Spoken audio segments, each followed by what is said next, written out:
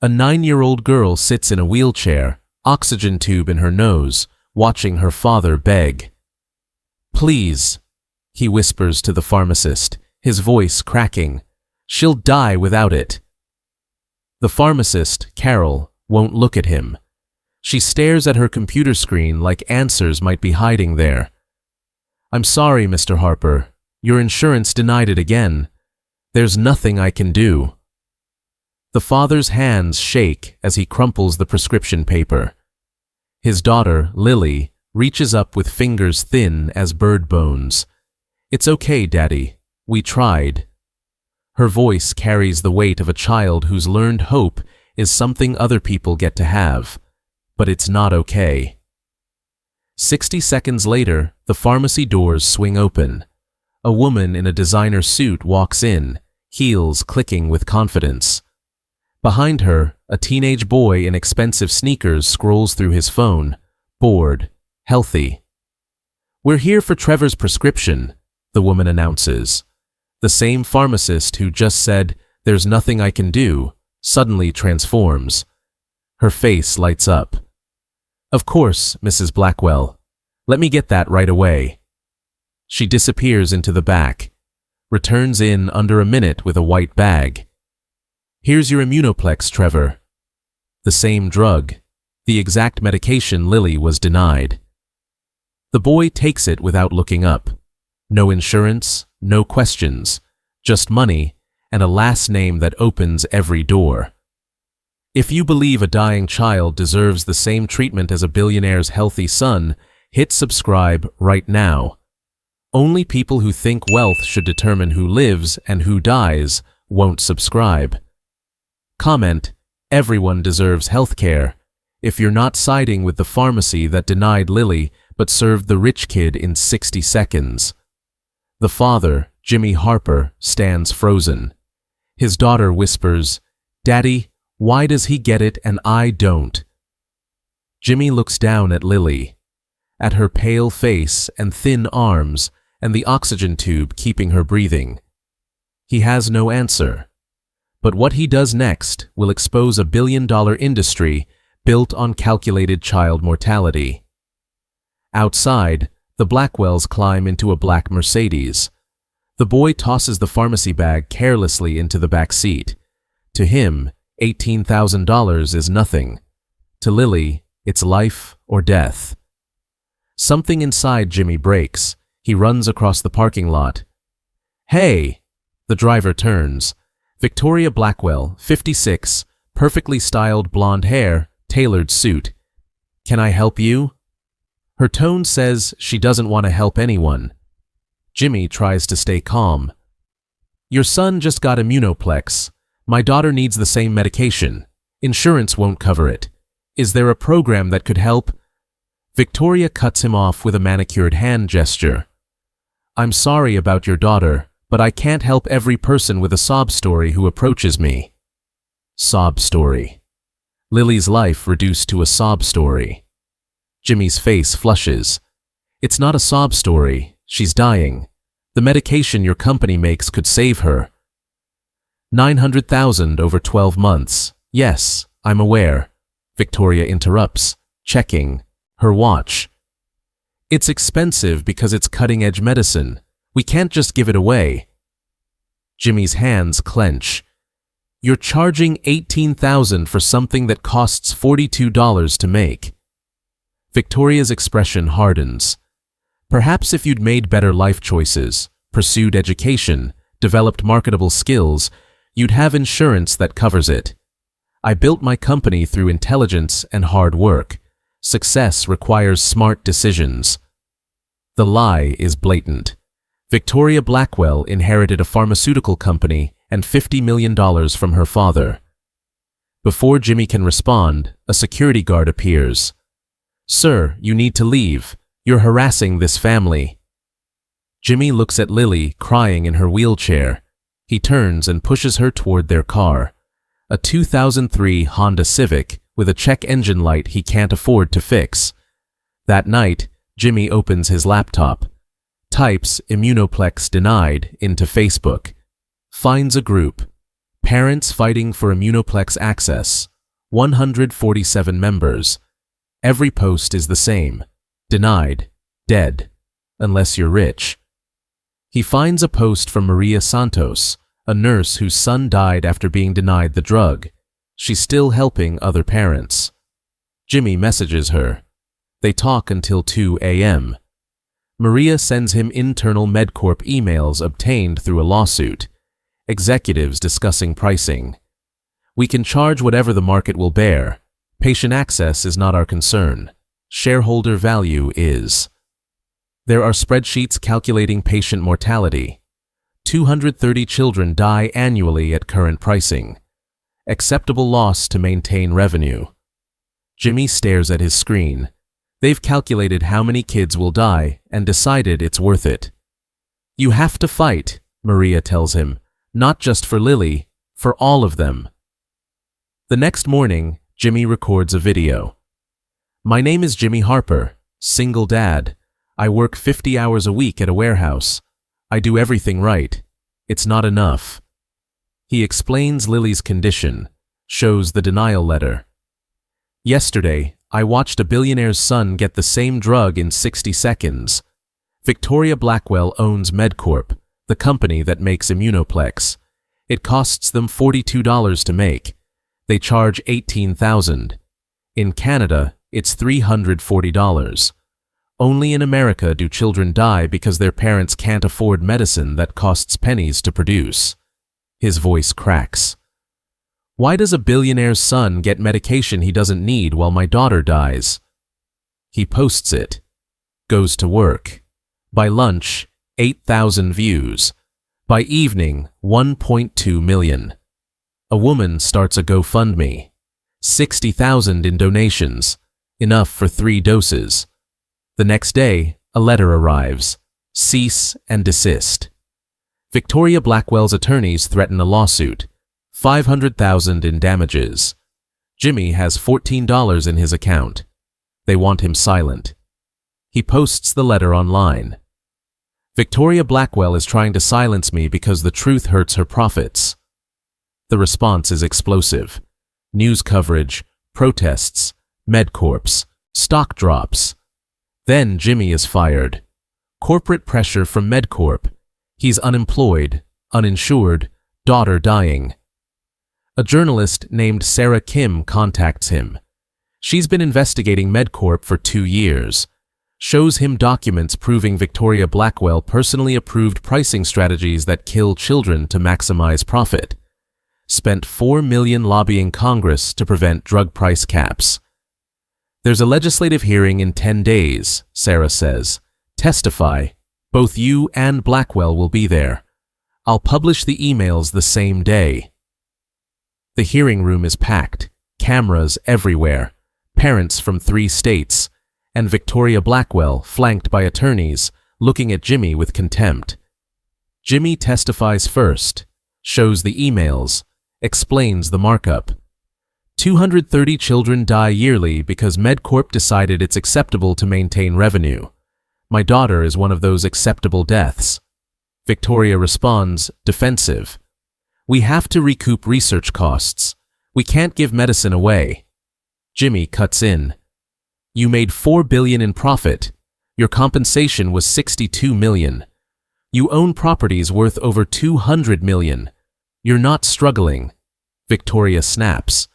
If you'd worked harder, gotten an education, developed real skills instead of working in a warehouse, maybe you could afford your daughter's care instead of blaming successful women for your failures. The room goes silent. A billionaire just told a grieving father on camera his daughter is dying because he's lazy. Jimmy's voice is calm, deadly. I work 50 hours weekly, been employed since 16. You inherited $40 million in a company. You've never chosen between food and medicine. You calculate acceptable child mortality in boardrooms. You just said you think my daughter deserves to die because I'm not rich. The room erupts. Victoria tries to backtrack, but it's too late. Jimmy's phone rings. The hospital. Lily collapsed. Kidney failure. He runs. At County Memorial, a doctor explains. She needs Immunoplex immediately, or she dies within a week. Give it to her. 18,000. Hospital policy requires upfront payment. Jimmy has 14,000 left. Please, I'll get the rest. Doctor shakes his head. Hospital policy. I can't override it. An hour later, Jimmy sits before the hospital board via video. Victoria Blackwell is on the board, major donor, her name on the children's wing. Jimmy begs for a compassionate care exception. 4 board members stay silent.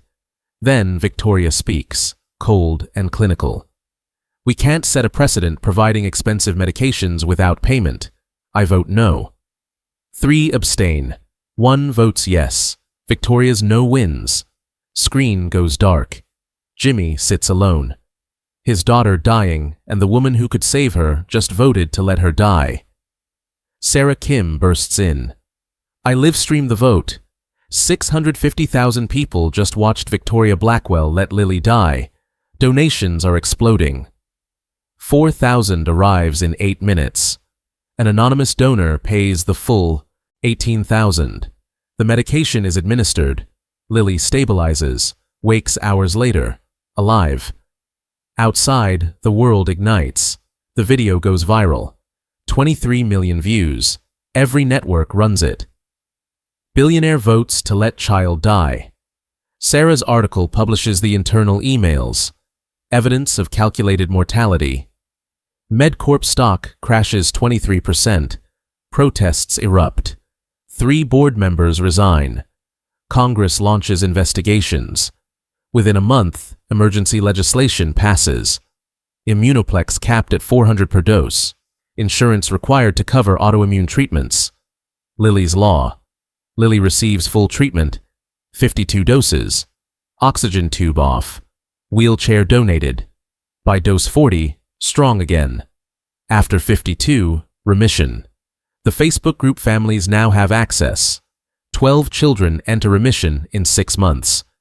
Jimmy starts a nonprofit, Jessica's Voice, helps families fight denials, advocates for reform, testifies before Congress, no longer invisible. 1 year later, Jimmy stands at a Medicare for All rally, 5,000 people. Lily beside him, healthy, holding a sign. Healthcare is a human right. Jimmy speaks. They want us ashamed, quiet. They want us believing we don't deserve what their children get. But the system is designed to profit from suffering. I'm just a father who refused to let his daughter die quietly. But I didn't win alone. Thousands donated. A journalist exposed truth.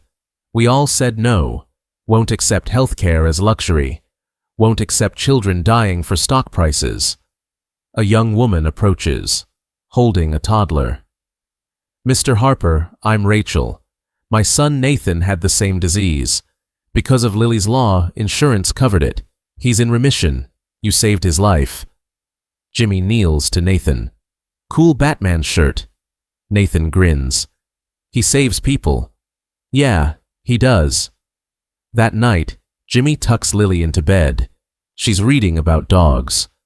Dad, why did Mrs. Blackwell want me to die? He sits on her bed. I don't think she wanted you to die. She just didn't care if you lived. To her, you were a number, not a person. That's what happens when money becomes more important than people. But we changed it, right? We changed it, for now. But we keep fighting to make sure it stays changed. Lily considers this. I'm pretty loud. Jimmy laughs. Yes, you are. Then I'll help. I know you will. He kisses her forehead. At his kitchen table, Jimmy opens his email. Interview requests, speaking invitations, a senator asking him to testify on Medicare expansion, an email from Maria Santos. Carlos would have been 9 today. I lit a candle for him and Lily and every child we've saved and couldn't save. Thank you for fighting. Jimmy stares at Carlos's photo and makes a promise to a child he never met. We'll keep fighting. We'll keep changing the system. We'll make sure no parent begs for their child's life while billionaires count money. He thinks about Victoria Blackwell, who resigned under pressure, who lost billions when stock crashed, who faces federal investigations. Jimmy doesn't celebrate her downfall. He just thinks about all the children alive because one father refused to be silent, because one journalist exposed truth, because thousands of ordinary people said enough. The next day, Jimmy speaks at a town hall. A man approaches after. "Mr. Harper, my wife has cancer. Insurance denied her treatment. After watching your story, I'm fighting back. I'm not staying quiet anymore." Jimmy shakes his hand. "Good. Tell your story. Make them see her. That's how we win." More people approach. A woman whose father died from denied medication. A teacher whose student needs insulin they can't afford. A veteran denied coverage for service-related injuries. Each one has been silent, ashamed, believing their struggle was personal failure. Jimmy tells each one the same thing. "It's not your fault. The system is designed this way, but we can change it. We are changing it." He gives them resources, contact information for patient advocates, names of journalists investigating healthcare, templates for appeals, instructions for contacting representatives. He watches them leave with something they didn't have before. Hope. Not the cheap kind that comes from luck. The durable kind that comes from people standing together. 3 months later, Jimmy's nonprofit has helped 83 families successfully appeal insurance denials. 14 children have started immunoplex treatment. 6 are already showing improvement. He receives letters daily. From parents who thought they were alone. From healthcare workers exhausted by a system that forces impossible choices. From people who watched his story and realized their voice matters. One letter is from a woman in Oregon. "My daughter was denied the same medication. I saw your video and started fighting. It took 4 months, but insurance finally approved it. She starts treatment next week. Thank you for showing me it was possible to win." Jimmy pins the letter to his office wall next to dozens of others. Evidence that speaking up matters. That one person refusing to be silent can start a ripple that becomes a wave.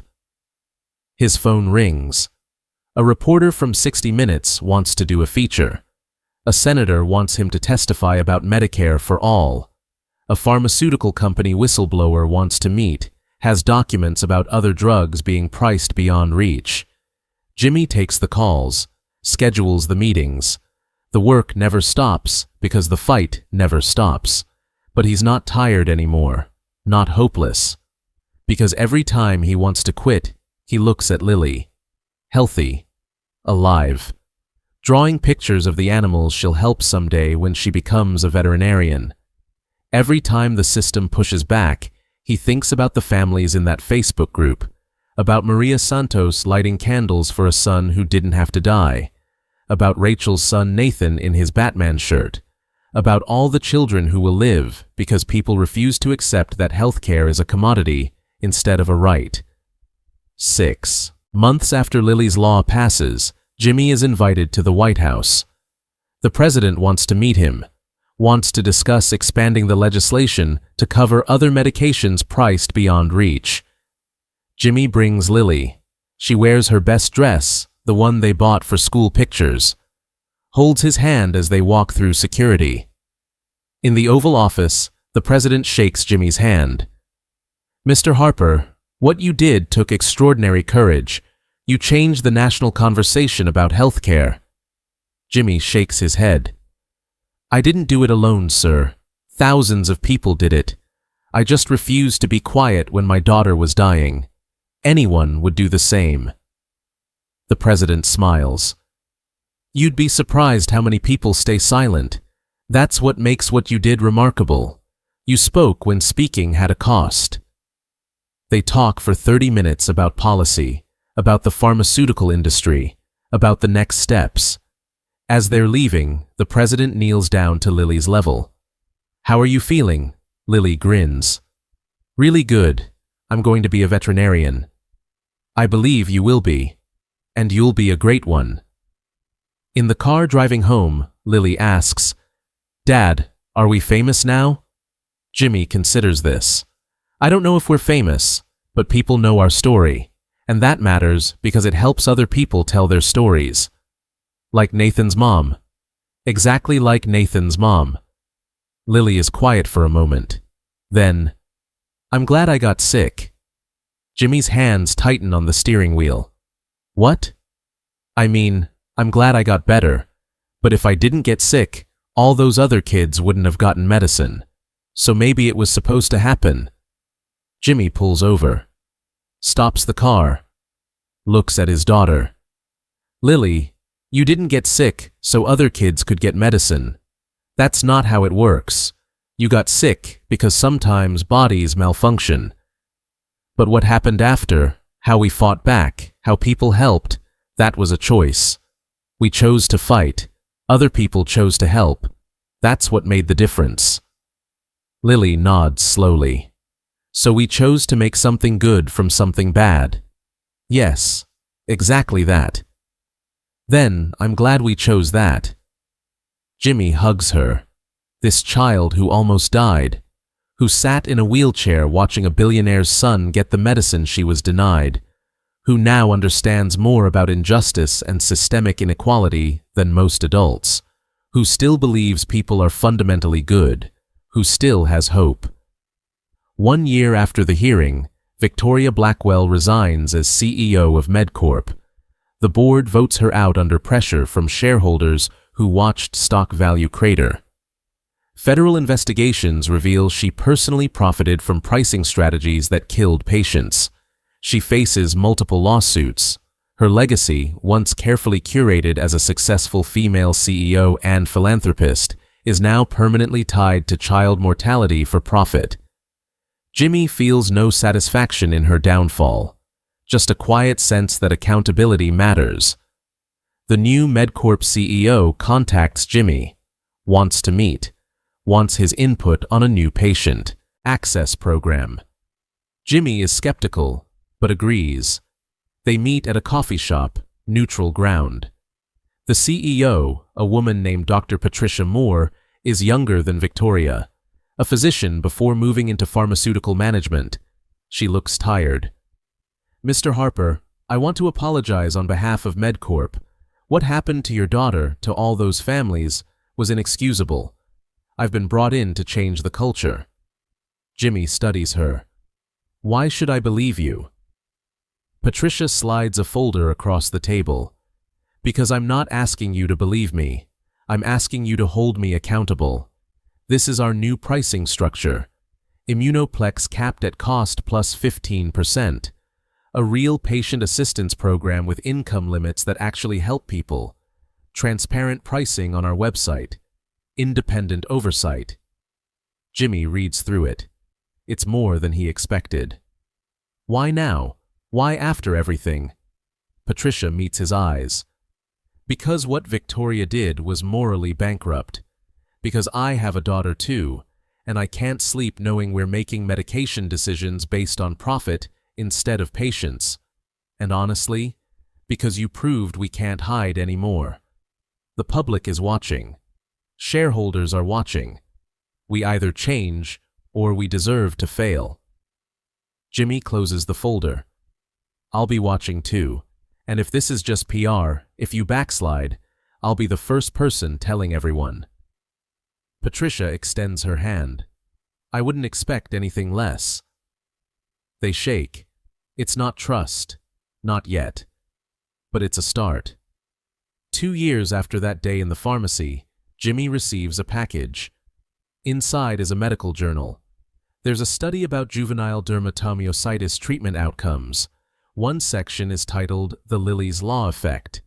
The study shows that after Lily's Law passed, diagnosis rates increased 40%. Not because more kids were getting sick, but because parents who previously couldn't afford to seek treatment were finally bringing their children to doctors. Remission rates increased 32% because kids were getting medication they needed. Mortality rates dropped by 68%. 68% fewer children dying. The study estimates Lily's law has saved approximately 412 lives in 2 years, 412 children alive who would have died under the old system. Jimmy reads it twice. Then he calls Maria Santos. "Did you see the study?" Maria's voice is thick with tears. "I saw it. Carlos is one of those numbers. He'd still be here if the law existed 2 years earlier." They cry together over the phone. For Carlos, for all the children who didn't make it, and for the 412 who did. If you believe everyone deserves life-saving medicine regardless of bank account, hit subscribe. Let's make Lily's story not just one miracle, but a movement. The Victoria Blackwells count on us staying quiet, ashamed, suffering in silence. Prove them wrong. Your voice matters. Together, we change everything.